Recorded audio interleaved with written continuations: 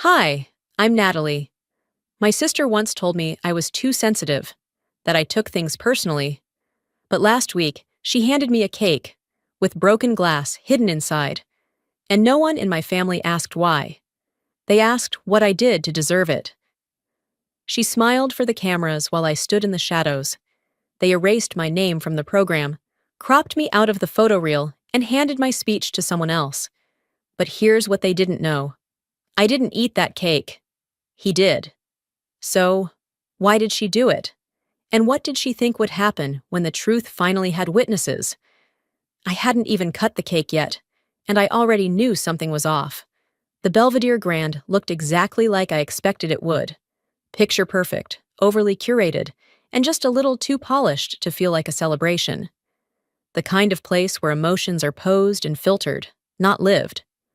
I walked through the glass doors alone, heels clicking against marble, my name not announced, my presence not noticed. Not that I was expecting a grand welcome, but I did expect something. A nod, maybe. A glance of recognition. But no. Just the front desk clerk handing me a generic envelope that read, Guest of the Bride. I turned it over. No name. Just Pwun's One. That was my name tonight. As I stepped into the ballroom, the scent of peonies, Isolde's favorite, hit me like perfume that wasn't meant for me. The chandeliers shimmered above, and the floor beneath gleamed like someone had wiped it clean of anyone not meant to be part of this perfect scene, including me. It's funny how being erased doesn't happen all at once. It's in tiny omissions that no one notices but you. A young woman wearing a headset, clipboard in hand, greeted me. Are you with the bride's party? I'm her sister, I said, keeping my voice calm. She blinked, scanned her list. Ah, table 16, in the back corner, near the service entrance. I walked across the room, weaving past photographers, tall centerpieces, and a sea of pastel dresses that probably cost more than my rent. Table 16 was partially blocked by a pillar, the kind of spot you gave to someone you wanted to include, but didn't want visible. A woman in her 40s, holding a champagne flute, smiled at me. Are you part of the staff? I didn't answer. I just sat down and folded my napkin across my lap. This wasn't an accident. It was choreography. I glanced around the room and spotted Isolde, glowing under the spotlight. Of course, there was an actual spotlight.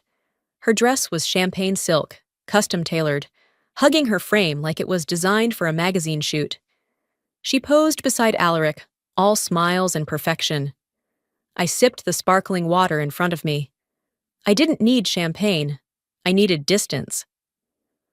Across the room, my parents hovered near the dessert table. I stood up and approached them, brushing off the invisible film of exclusion clinging to my shoulders. Hi, Mom, Dad.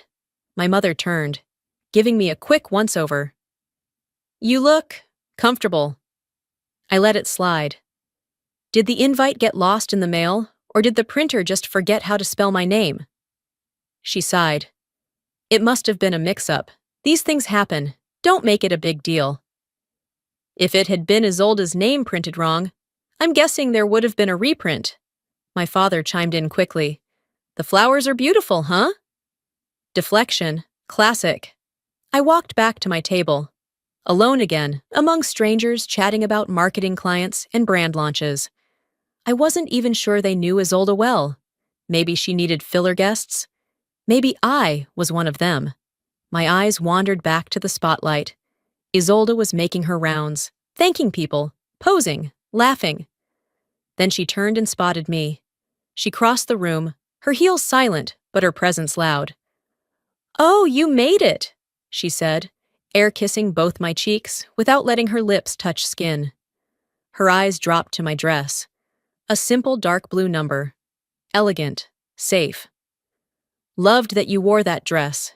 It's brave, she said, flashing a smile too white to be real. I held my ground. It's not about clothes, Isolde. Not tonight. She laughed, eyes gleaming. You're right, it's about family. Try to blend in, okay? She walked away before I could respond. the scent of her designer perfume lingering in the air like a challenge. Back at my corner table, the toasts began. Voices rang out, names were listed, stories shared.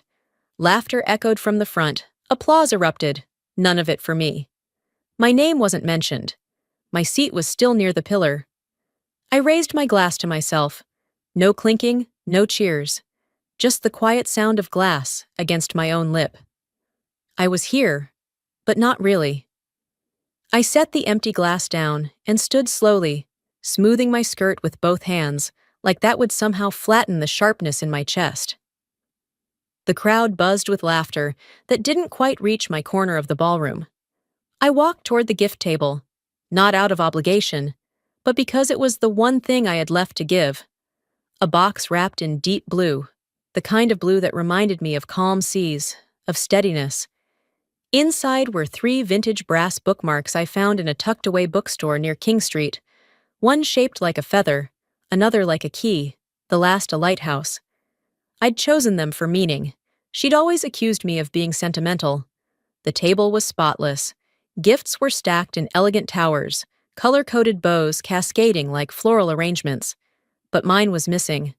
I scanned each stack again, checked underneath for anything dropped or misplaced. Nothing.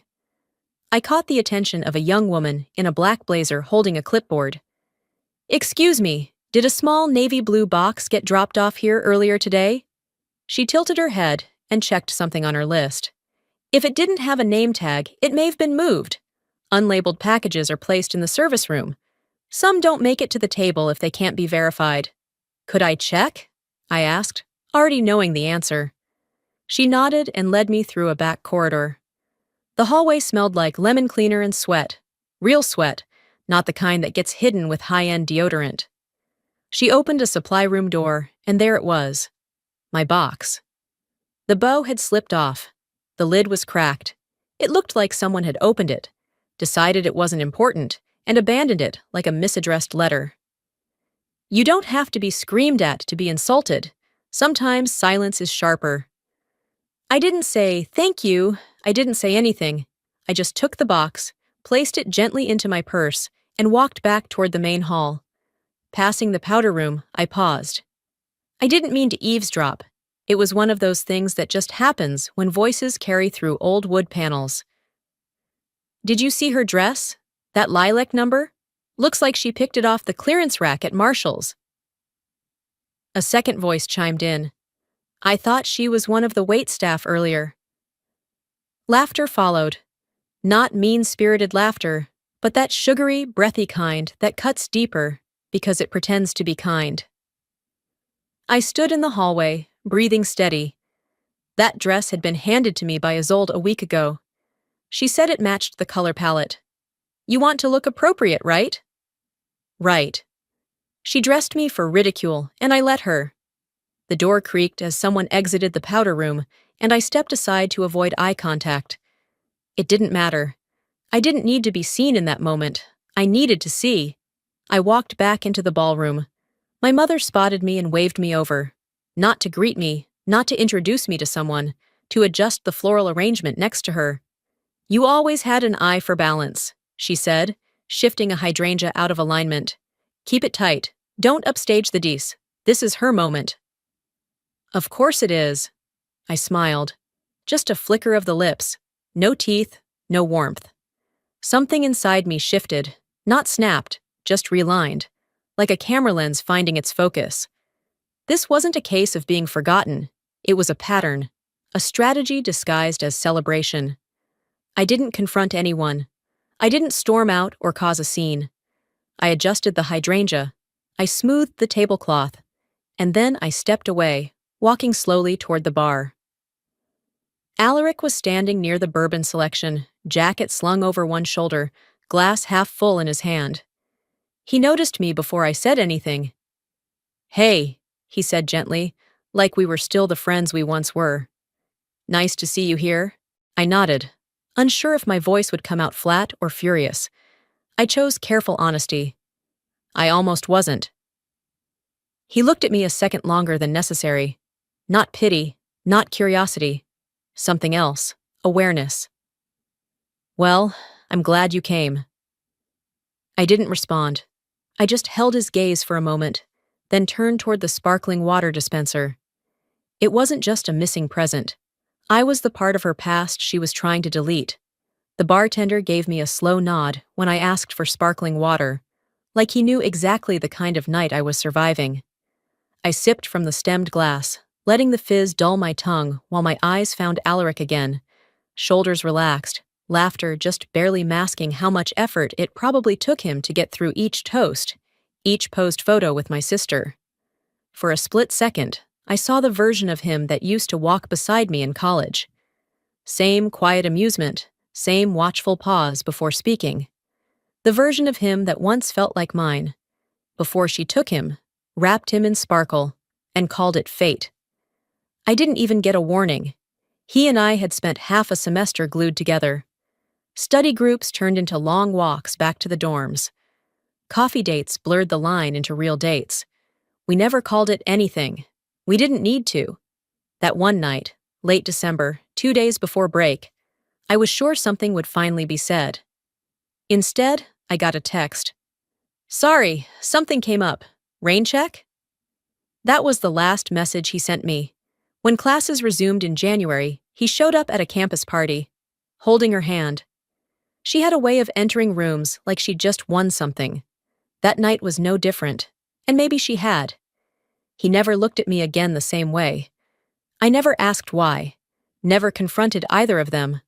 I just buried it, folded the memory like a note passed in middle school, creased at the corners, never thrown away. That was what I had been taught. In our house, the younger sibling kept the peace. The older one kept the spotlight. And peacekeepers don't raise their voices. They bite their tongues. The ballroom had started dimming its chandeliers to prepare for the first dance.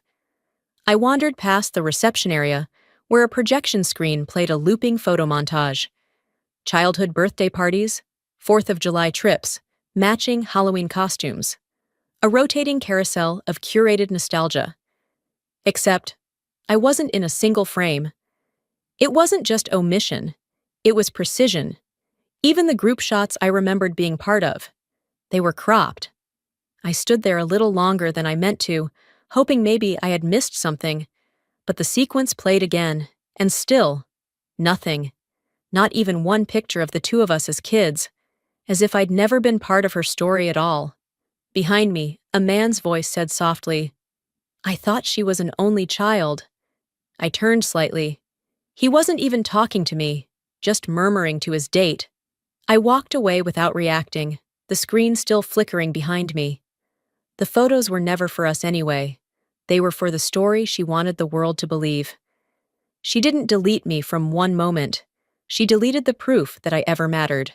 Outside the hallway leading to the coat room, I found a bench and sat down, letting the walls muffle the sound of the DJ's playlist switching to a soft jazz number. I didn't cry. That part of me had burned out years ago. I reviewed the pattern, not the one-night insults, not the passive comments. The pattern. The way she always found ways to erase me quietly, beneath a smile, behind a compliment, under the guise of aesthetics or logistics. And it worked, because I let it. But not tonight. This wasn't about a dress or a missing gift, or even Alaric. This was about making sure I never existed on her terms. And I finally understood. This wasn't history repeating. This was a deliberate performance. A strategy. I wasn't going to fight her on stage, but I wasn't going to stay in the wings either. I stood up, adjusted my dress, and walked slowly toward the main ballroom again. I wasn't ready to make noise, but I was ready to start listening closely. I eased back into the main ballroom, just as the servers began preparing the dessert station.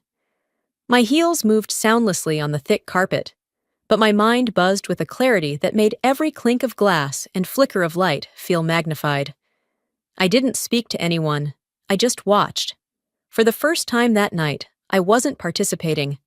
I was observing. A young man from catering appeared beside me, holding a sleek, ivory-colored box with gold trim. His smile was bright, rehearsed. "Special delivery for the bride's favorite sister," he said cheerfully. I blinked at the word. Favorite. He handed me the box. A small card tucked underneath the ribbon read, "To Natalie, because sweetness deserves sweetness." My lips curved into something that resembled a thank you, but my hands paused. There was nothing wrong with the box, not on the surface, but something about it buzzed wrong under my skin. I waited until he disappeared, then walked with it toward one of the wall mirrors near the rear exit. The lighting there was dimmer, but angled.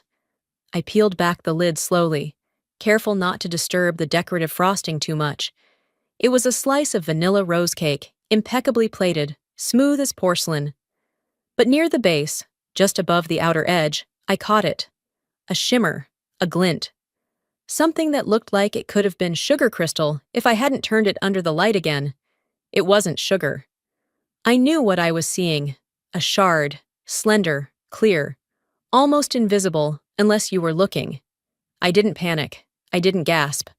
I closed the box again, retied the ribbon, and walked it over to the edge of the event staff station. "Hi," I said evenly to a woman managing a checklist. "Do you know if the couple's toast cake is ready?" She nodded, pointing to a covered tray on the side cart. "Yes, identical slices, same recipe. They'll be plated at the top of the hour." Identical. That slice wasn't a mistake. That slice was a message. I tucked the box into my purse, not to eat, not to discard, just to keep. I didn't know what I would do with it yet, but instinct said not to let it out of my hands. Back inside the ballroom, I noticed the side lighting above the floral arch had been set too bright, washing out every photo beneath it. I flagged one of the event staffers, trying to be helpful, trying to pretend like I still had a role here. "Hey," I said gently, "you might want to lower the output on that left spotlight. It's creating a glare on every lens pointed that way." The man looked at his clipboard, then at me. "Sorry, only Isolde has authority to approve changes," he said flatly. "We've been told not to make any adjustments unless she says so." I nodded like I understood, then stepped back. Years ago, I helped Isolde build her first brand shoot from scratch. I held reflectors, arranged bouquets, even spent 3 hours taping down cables so her dress wouldn't catch in the footage.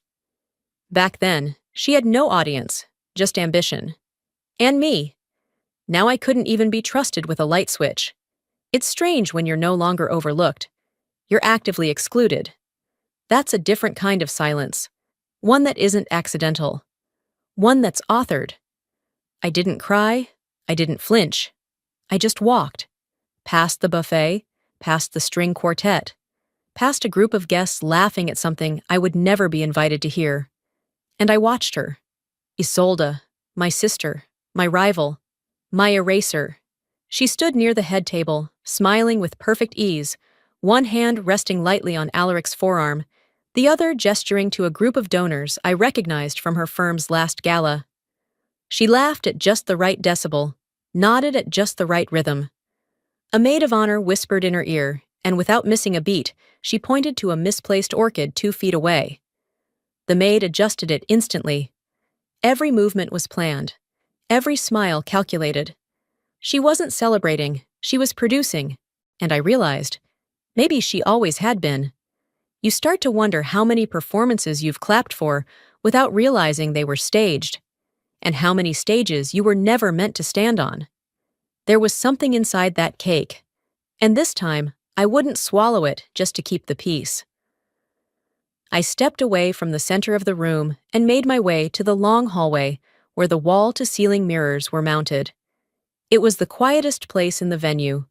No music, no laughter, just the soft hum of the central air. I reached into my clutch and pulled out the box. Carefully, I untied the ribbon, opened the lid halfway, and tilted the slice of cake under the light. One turn, then another. That's when I saw it. Not just a shimmer, 3 of them.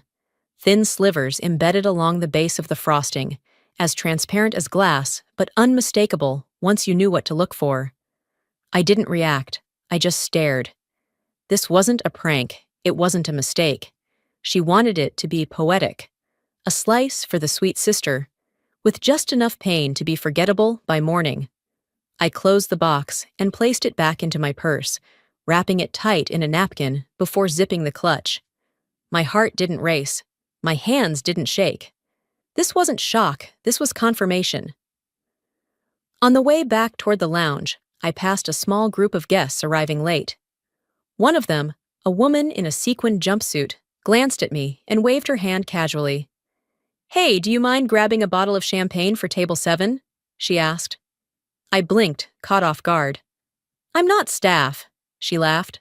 "Oh, sorry, I just thought, never mind. You just look like you work back of house." She turned back to her group, unbothered. Of course I did. My seat was near the kitchen entrance. My dress, selected by Isolde herself, was subdued. The kind of outfit you could fade into a wall in. I'd been placed there by design. When someone works that hard to make you small, it's because they're scared of how big you could get. I moved through the crowd slowly, retracing my steps, observing more than engaging. Every glance, every shift of body language told me exactly where I stood in the pecking order. I wasn't the forgotten sister. I was the one being erased, intentionally. I found the event coordinator near the reception table, clipboard in hand. "Excuse me," I said, tone friendly. "Do you know where the couple's toast cake is being held?" She hesitated. "Why?" "I just want to make sure it's refrigerated. This heat's brutal." She glanced at her notes, then motioned toward the back hallway. "It's pre-plated, covered in the kitchen prep area. Left side, second shelf." "Thanks," I said. I didn't head there immediately. I just needed the information, needed to know how far this had been orchestrated. I started to piece together the timeline, the rotations of the staff, when the cake would be served, who would deliver it. I didn't have a full plan yet, but I had a location. I had motive. I had proof in my purse. It wasn't time to act, but it was time to prepare. As I passed near the stage, I saw Isolde again, standing near the archway of roses, laughing into the flash of a camera, hand resting gently on Alaric's shoulder. She caught my eye, and for the first time, she walked toward me. She stopped 2 feet away, her smile still fixed but slightly thinner. "Everything okay?" she asked. I mirrored her smile. "Perfect, just enjoying the details." Her eyes narrowed just slightly. "That's what they're for." "Of course," I said. "You've thought of everything." She nodded, stepping back into the spotlight. She still thought I was the sister who stayed quiet, who clapped politely, who didn't ask questions. She didn't know I'd stopped swallowing glass a long time ago. As Isolde turned away, slipping back into her curated spotlight, I stayed where I was. Not frozen, focused. Her performance was seamless. Mine would be quiet. I wandered past the edge of the reception area, down the hallway where the technical team had set up a temporary station to manage the slideshow and camera feeds. I wasn't planning to linger, but then I saw it. A monitor, still powered on, looping through raw footage from earlier that day. No one was watching it. The operator had clearly stepped away for a break. I leaned closer, scanning the scenes, guests arriving, flower setups, staff moving trays. And then I saw it. There, on screen, was a wide-angle shot from earlier that afternoon. Isolde, standing beside a catering staffer, handing him the same ivory cake box now resting in my purse. I couldn't hear the audio, but her lips moved closely to his ear before he walked off. The next frame, him handing it to me. A camera doesn't capture motive, but it doesn't have to. It captures truth. And this one had done its job. I pulled out my phone, opened the camera quietly, and took a screenshot of the monitor. Then another. Just enough to freeze the evidence. Just enough to prove this wasn't paranoia. It was premeditation. I emailed the files to myself with a single subject line. In case I need it. I stepped back, heart steady. It wasn't revenge I was after. It was clarity. As I exited the side hallway, I passed by the lounge area designated for bridal prep. It was nearly empty now, just a few scattered bags, half-empty champagne flutes, and the lingering scent of hairspray. I recognized Isolde's custom clutch immediately, sitting on the arm of a velvet chair. The screen was still lit, unlocked. I hesitated, but curiosity doesn't wait for permission. I didn't open apps or scroll. I didn't need to. The screen already displayed a note, a list, titled in all caps, Control, Natalie's Triggers. Beneath it, Play Sweet. Give her old dress. Offer cake mid-program. Keep family distant. Defer praise. My throat dried, but I didn't look away. At the bottom of the list was an audio file labeled, If She Talks. I didn't open it. I didn't press play. Instead, I airdropped the file to my phone silently and backed away without leaving a trace. She had built a playbook, but forgot I might read it. I walked back toward the media station, locking my phone and tucking it deep into my purse. Every piece of what I had gathered, screenshots, audio, her handwritten sabotage, was now filed in a folder labeled The Archive. I didn't know if I would ever show it to anyone, but I knew what it meant. She'd prepared for everything, except being recorded by her own tactics. Near the tech table, a guy in his 20s, wearing a simple black polo and adjusting a light tripod, caught my eye. I recognized him from earlier, probably the second shooter, assisting the main event photographer. "You're the only one not trying to be seen tonight," he said with a slight smile. "Isn't that ironic?" I replied. He nodded toward the screen I'd just left. "Don't worry, the cameras saw what mattered." I gave him a long look, measuring him not as an ally, but as a witness, maybe even a safeguard. I wasn't sure yet, but his words sat right. Back at my table, I didn't sit. I didn't toast. I didn't speak. Instead, I stood behind the room's performances, holding more truth than anyone realized. Her speeches were scripted. Her smiles were rehearsed. But the damage? That was always live. It was late enough that the first rounds of wine had begun loosening everyone's edges, but early enough that the real unraveling hadn't started yet. The playlist shifted from classical strings to something with a beat, and I used the noise to move through the crowd without being stopped. At the back corner, beside the stage entrance, I spotted the printout taped to the wall. The final program run of show. My name was listed under Family Remarks for the evening slot, but someone had drawn a thick red line through it, in pen. Not strike through, not edited, canceled. Below it, handwritten in block letters. Sloane. Sloane, Isolde's ever-present PR shadow. The one who laughed a second too hard at her jokes and handed her fresh lip gloss without being asked. Of course. I approached the event coordinator, someone I vaguely remembered from a previous corporate event. Her name tag read Mara. "Hi, Mara," I said quietly, like we were two co-workers catching up. She blinked in surprise. "Oh, hi, Natalie. Beautiful event, right?" I smiled faintly. "I just noticed my slot for the family toast is missing." Her eyes flickered to the wall. "Yes. We were told by the bride this morning that there'd be a change. She mentioned something about keeping things concise for time. Emotional concerns, I think she said." "Right," I said, nodding slowly. "Thanks for letting me know." I didn't argue. I didn't beg. I just turned and walked back into the crowd, head high, spine straight. But I didn't sit. Minutes later, the microphone crackled, and Sloane walked up to the stage holding a silver note card in one hand, a glass of bubbly in the other. She smiled sweetly. "I'm honored to share a few words about the beautiful couple." The words that followed weren't hers. I knew them, line for line. The joke about Isolde getting kicked out of ballet because she was too directive. The story about Alaric accidentally shrinking her sweater in college. The line about how some people shine in rooms. They make the rest of us warmer by standing near them. I wrote that last one during a late-night edit 3 weeks ago.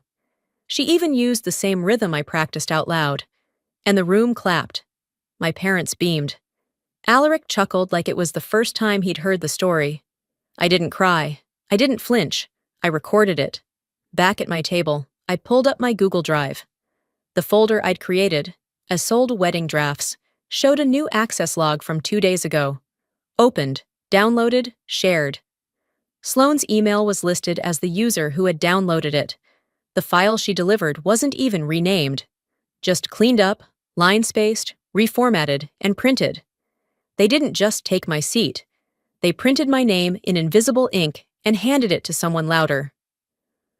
After the speech, Isolde made her way toward me, carrying 2 glasses of champagne. She held one out, like a peace offering. "Wasn't Sloane great?" she asked, eyes dancing. "She really captured you," I said, voice even. Isolde's grin widened. "We're all a reflection of who we serve, aren't we?" I stared at her for a beat. Some reflections lie, others record. Her expression tightened just enough to catch. "You're not upset, are you?" "Wouldn't dream of ruining your moment," I said softly, taking the glass and setting it down, untouched. She walked away with her mask still intact, but I saw it slip for just a second as she turned. Inside, I didn't feel broken. I felt timed. They wanted a performance. I was about to give them a scene they'd never forget. The announcement for dessert echoed across the ballroom, just as I slipped back toward the edge of the crowd. Servers rolled in trays of plated cake slices, and a soft hush settled over the room. It was the ceremonial moment, the sweet punctuation of the evening before the dancing resumed. Isolde and Alaric made their way to the center, all smiles, hands linked like every magazine cover she'd ever studied. The cameras turned. She picked up the gold-plated knife, and together they made the first cut. The guests applauded, phones up, champagne glasses lifted in tandem. A few moments later, they were handed their slices, white rose cake, delicate sugar frosting, almost too perfect to eat. Alaric lifted his fork with a grin, bit down, then froze. I saw it before anyone else did. The slight wince, the twitch in his cheek. He dropped the fork. There was a moment, just 1 second, where everything went still. Then came the cough. He doubled forward slightly, hand to his mouth. A speck of red appeared between his fingers. Then more. Gasps rippled across the ballroom, chairs scraped, music cut off mid-beat. A server shouted for medical assistance. I didn't move. I didn't rush forward or melt into the chaos. I stood where I was, hand resting lightly on my clutch. I didn't need to say anything. The cake spoke for itself. People circled him, unsure what to do. Some guests backed away, visibly shaken. A woman whispered, "Was that glass?" Another replied, "Is someone trying to hurt him?" EMTs who had been on standby rushed in. Isolde stood frozen, face pale, but only for a second. Then, as if flipping a switch, she stepped into the role of panicked fiancé. "Oh my God, Alaric, what happened? Are you okay?" Too much, too polished. I took 2 slow steps closer, just to hear, just to make sure I wasn't missing anything. Isolde cried out again, louder this time, drawing attention, but her eyes kept scanning the room, searching for me. I didn't flinch. I didn't gloat. I simply watched the image crumble in real time. Within minutes, Alaric was escorted to a private suite, EMTs flanking both sides. I knew where he'd be. I waited, then followed. The bridal suite was less polished than the ballroom, scattered makeup kits, spare shoes, 2 purses tossed open on the vanity. Isolde was there, hovering near the couch, wringing her hands until she saw me walk in. Her mask cracked. "What are you doing here?" she hissed. I held out the box. The cake, untouched, still sealed with the card. "To return something that was never meant for me." She lunged forward to snatch it, then stopped herself, remembering there were people watching. "You have no idea what you've done," she spat. "No," I replied. "You're right. I thought I was your sister. But clearly, I was just the insurance policy. And tonight, I lapsed." She stepped closer, voice shaking now. "You think this will make people like you?" "No, but they'll see you." And then, she broke. "She deserved it!" she shouted, her voice shrill, echoing off the walls. "She's always gotten everything without even trying." Silence. Absolute silence. EMTs. A bridal assistant. Alaric, sitting upright on the sofa, gauze at the corner of his lip. Every one of them had heard it. Her hands flew to her mouth, but it was too late. I didn't respond. I didn't need to. I turned and walked out, leaving the box behind, exactly where it belonged. Whispers began the moment I stepped into the hallway. From staff, from guests, from people who'd pretended I was wallpaper just an hour earlier. The tide had shifted. Some looked at me with shock, others with quiet nods of respect. I didn't explain. I didn't defend. I just walked. She spent her whole life crafting an image. I spent mine staying quiet. But tonight, silence had a cost. And it was hers to pay. By the time I re-entered the ballroom, the music had stopped. No one was dancing. No one was talking. The lights hadn't dimmed, but the air felt heavier, as if everyone knew something had shifted, but wasn't sure how to name it. Alaric stood near the center of the room, upright but pale, a bandage pressed gently against the corner of his lip. His jacket had been removed. His shirt was still tucked, but slightly wrinkled now, like the chaos had pressed into the fabric. He walked slowly to the microphone. No one announced him. No one needed to. The MC stepped aside with a nod and a nervous half-smile. Alaric took the mic with a calm I hadn't seen on him all night. Not the calm of a groom, the calm of someone ready to leave. "This isn't how I imagined today ending," he began, voice clear but subdued. "But maybe this is how truth begins." The room held its breath. He looked directly at Isolde. "You knew I hated performance, but this whole thing, it wasn't a celebration. It was a production, a show, a controlled narrative." Then, slowly, with care, he reached into his pocket, pulled out the ring, and walked it over to the gift table. He set it down. No speech, no drama, just finality. Gasps rippled through the crowd. A few women clutched their chests. One of Isolde's colleagues quietly backed toward the exit. "You knew who I was," he continued, "and still chose to sell the opposite version. I won't be part of this anymore." He didn't wait for applause. He didn't need it. I stood off to the side, watching it all unfold. Not smug, not surprised, just settled. People didn't know where to look. Some stared at the floor, others peeked at me, then quickly looked away. But a few held their gaze, quiet acknowledgement in their eyes. "She really tried to kill him," I heard someone mutter. "Is she going to jail?" whispered a vendor behind me. No one answered, but the tension answered for them. I slipped through a side door and stepped out into the cool night. The air bit at my arms, but it felt cleaner than inside. Realer. A moment later, I heard the door open behind me. Footsteps, my father's. He walked up beside me, hands deep in his pockets, eyes fixed ahead. "You could have told us sooner," he said. "Would you have believed me?" I asked quietly. He didn't answer. "She was your pride," I added. There was a long pause. "And you were the one I didn't understand."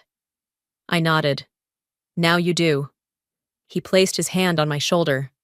Not out of affection, but as a kind of resignation. No hug, no apology. Just a gesture, late but not meaningless. We stood in silence for another minute before I turned back inside to collect my things. The ballroom hadn't recovered. People stood in clusters, whispering in tight circles. Isolde was in the far corner, surrounded by her inner circle, most of whom were now avoiding eye contact. Her eyes found mine as I walked by. She didn't speak, neither did I. There was no fire left to burn. She wasn't my villain anymore, just a sad woman clinging to a crown no longer real. I walked past her, picked up my purse, and headed toward the exit. My heels clicked against the marble like punctuation. They asked me to forgive. But first, I wanted them to remember.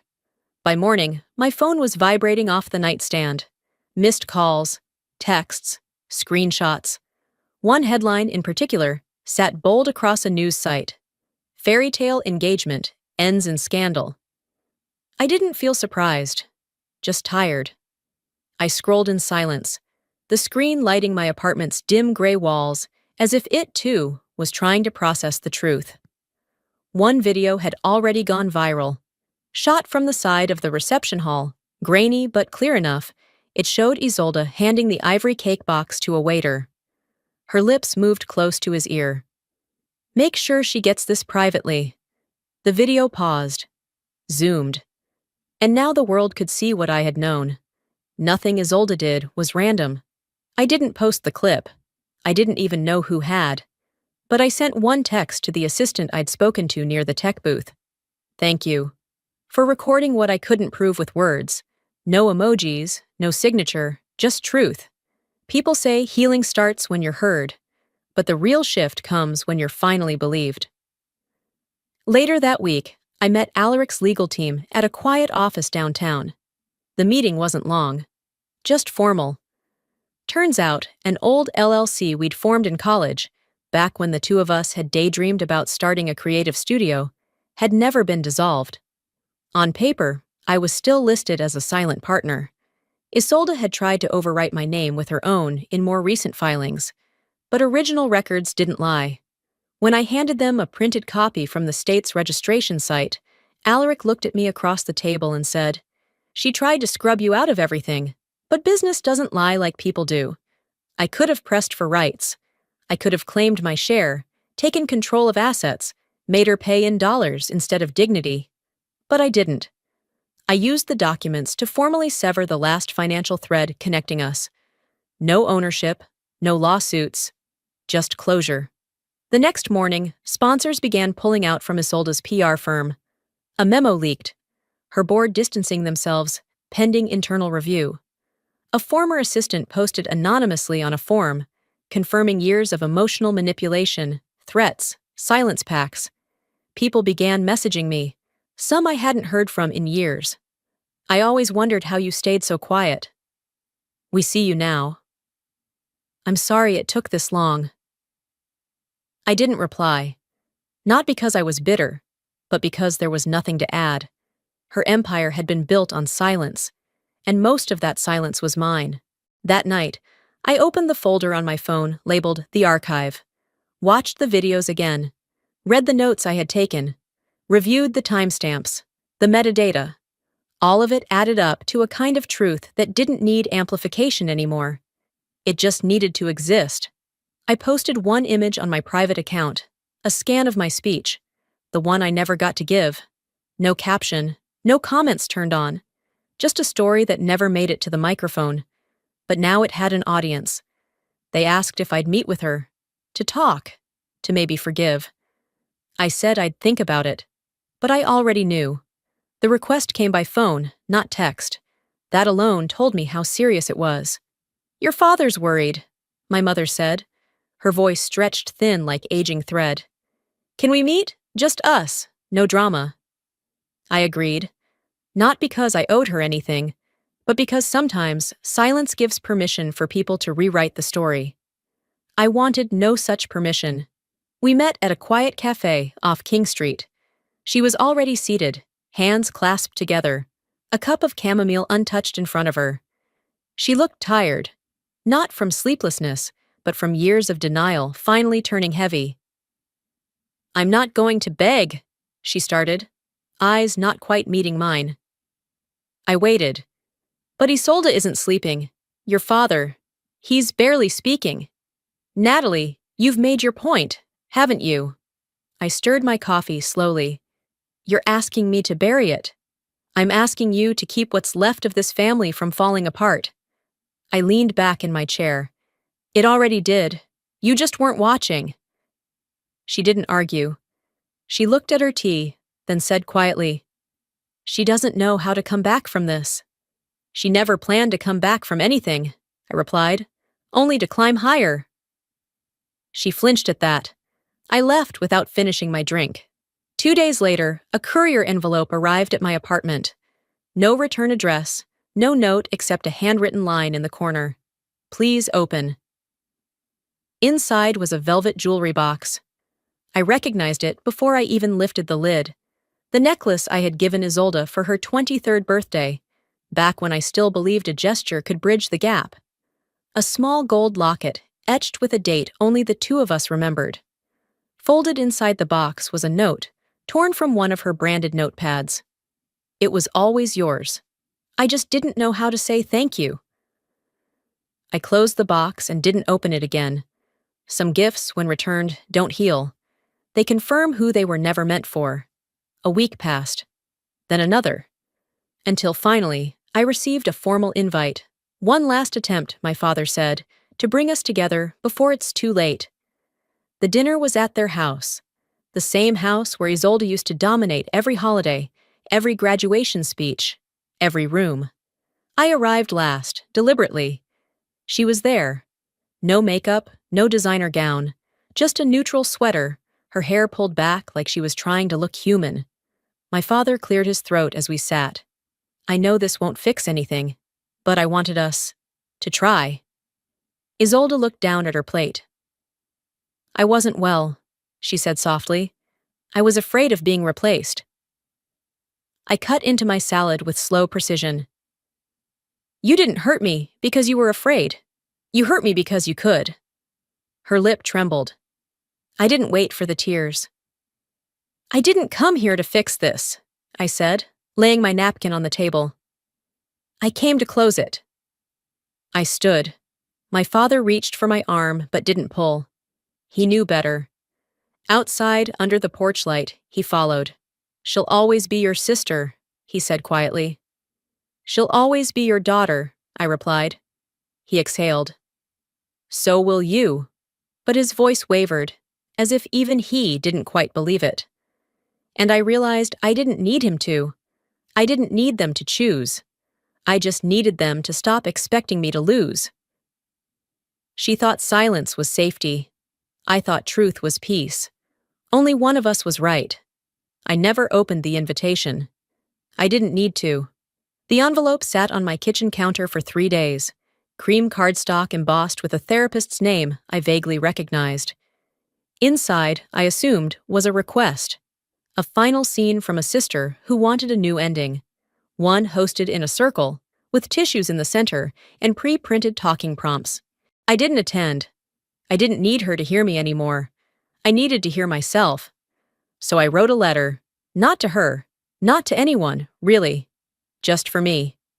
It started simply, "You're done waiting." Then I burned it, lit the corner with a match, and let the words curl into ash over the kitchen sink. There was something deeply final about it, watching language dissolve into smoke. Words that had never reached her didn't need to linger with me. The next morning, I unpacked the last of my boxes. A small studio apartment in a Charleston neighborhood no one in my family ever bothered to visit. The walls were white, clean. The floors creaked slightly when I walked barefoot to the window. My easel was set up near the light. A canvas waited, blank and patient. I hadn't painted in months, years really, not since I stopped believing I was allowed to create something that was mine, and only mine. That morning, I picked up the brush. Later that afternoon, I got a text from Alaric. Proud of you, and grateful you acted when I didn't. I didn't respond. Some connections don't need reopening. Some stories don't need sequels. Still, I smiled. I spent the rest of the week quietly. No media, no interviews, no phone calls from people who once called me dramatic behind closed doors and brave in public comments. I posted one thing, just one. A photo of my original speech, creased from where it had been folded too long, ink faded but still legible. Captioned simply, I didn't get to read this, but I lived it. The comments poured in, strangers who recognized their own silence in mine. Mothers, daughters, coworkers, all saying some version of the same thing. Thank you for choosing honesty over harmony. Sometimes closure doesn't come from being heard. It comes from refusing to whisper anymore. A week later, I passed the Belvedere Grand on my walk home from the art supply store. It looked the same. Gleaming, ornate. The chandelier still visible from the sidewalk. I stopped and looked up at it. I remembered standing under it just weeks ago, in a dress picked for mockery, with my name absent from every printed list. And now? Now I didn't need to be listed. I had written my own place. I was never invisible. I was just too quiet for the wrong room. So I walked past the building, head high, purse light, soul lighter. She wrote her ending in glitter and lies. I wrote mine in truth and didn't need applause.